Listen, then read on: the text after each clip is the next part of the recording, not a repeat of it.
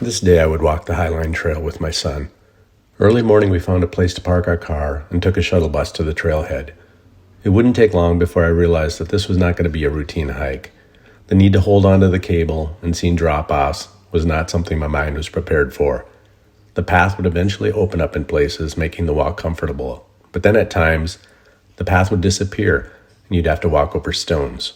A 13-mile hike seems much longer when you have to navigate this type of terrain. In the smoother areas, you could take in the beauty of the surroundings. It was majestic and inspiring.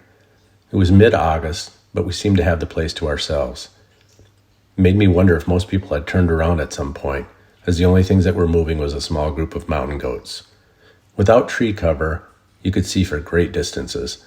The trail would wrap around the mountains, and around each bend it felt like a new area with its own look and its own color of stone. There was no phone reception, and you lose all noise that you hear in your everyday life. We would hike the first 8 miles, knowing that there was a chalet built back in the railroad days, which would be a point we could start looping back to the place that we parked.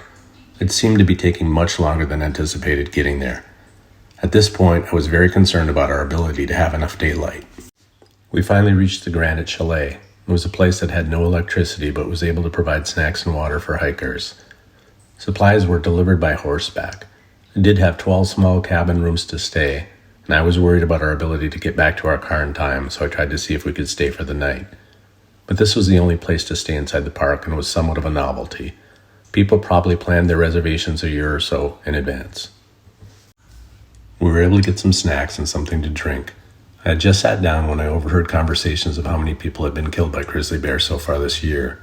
That was something I really didn't need to hear, as I was already worried about it getting dark before we hit the car. The people running the place gave us a couple small flashlights for the trip and we headed out. When we left the building, I was uncomfortable, even though I could see only one path. I went back in again to ask. I came back out and I still saw only one path.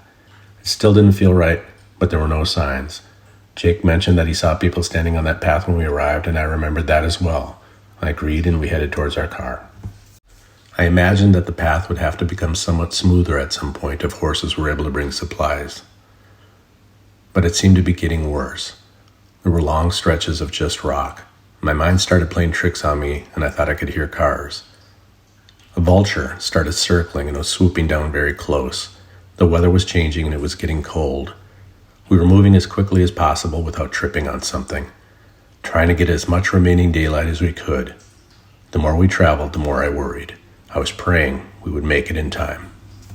Surprisingly, we saw 2 people coming towards us, and I asked how much longer it is to the parking area. They said that we were going the wrong direction, along with a little admonishment regarding not having a map. You can imagine at this point, I was thankful to know this, but now we had so much further to go. We started to run back to the cabin area.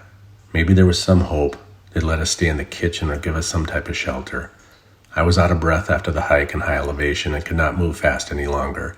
Many times I would have to hold onto my knees and catch my breath. Jake ran ahead towards the chalet. At this point I was pleading to God. I put my son in danger. I have never been in such desperate need of help.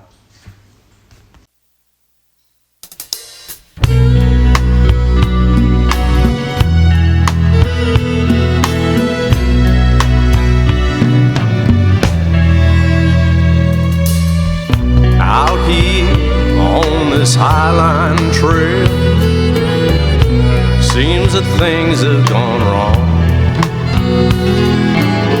We should have reached our destination by now.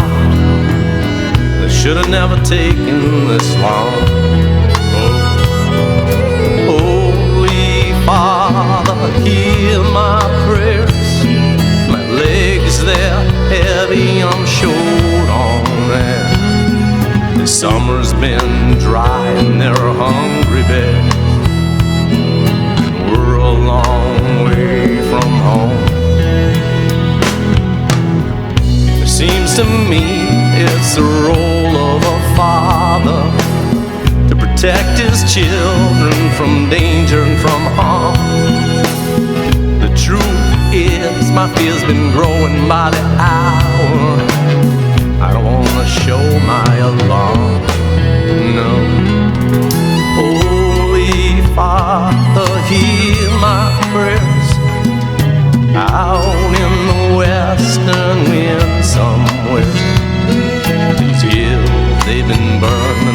covered with bear. We're a long way from home. Now can you show us a sign that will lead us? 'Cause I need to know which way it is that we should go. Sky is turning dark and soon I won't be able to see this trail anymore. No.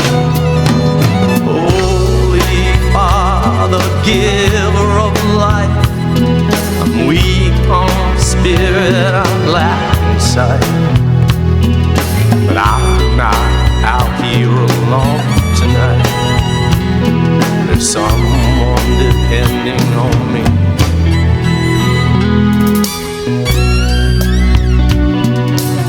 Oh, it's been growing dark and a little bit colder each hour. The sun has started fading away,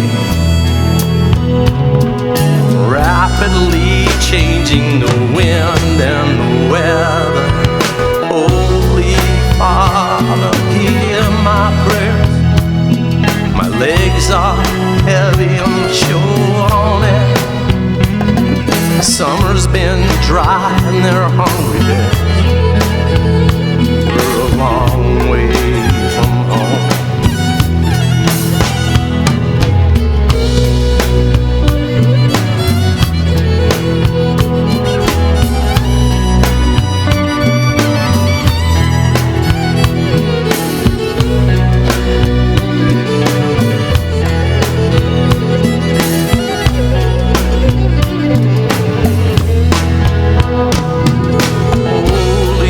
Father, giver of life, I'm weak on spirit, lacking sight, but I'm not out here alone tonight.